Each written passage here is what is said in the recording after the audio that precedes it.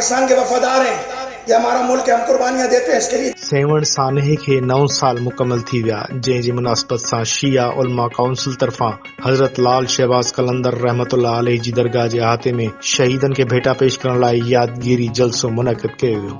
जलसे में नामवर उलमाए कराम, मज़हबी अॻवाननि, शहीदन जे वारिसनि समेत अक़ीदतमंदनि वॾे अंग में शिरकत कई।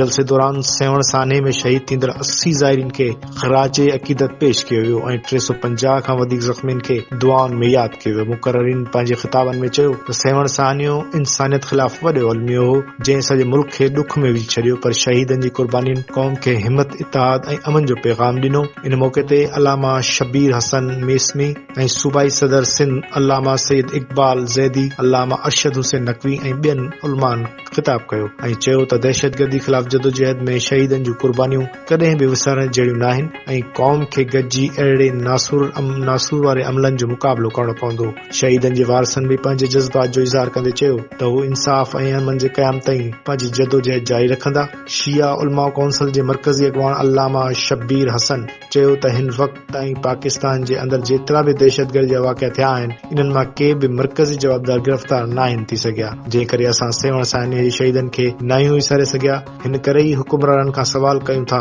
त मुल्क जे मुख़्तलिफ़ हंधनि ते थियल दहशतगर्दी जा जवाबदार छो नथा गिरफ़्तार थी सघनि। हिन चयो त पाकिस्तान में थींदड़ दहशतगर्दी जी सख़्त लफ़्ज़नि मज़म्मत कयूं था। जलसे जे मौक़े ते सिक्योरिटी जा इंतिहाई सख़्त इंतज़ाम कया विया हुआ, जॾहिं पुलिस ऐं कानून लागू कंदड़ इदारा अलर्ट रहिया त जीअं कंहिं बि अणवणंदड़ वाक़िए खे मुंहुं ॾेई सघिजे।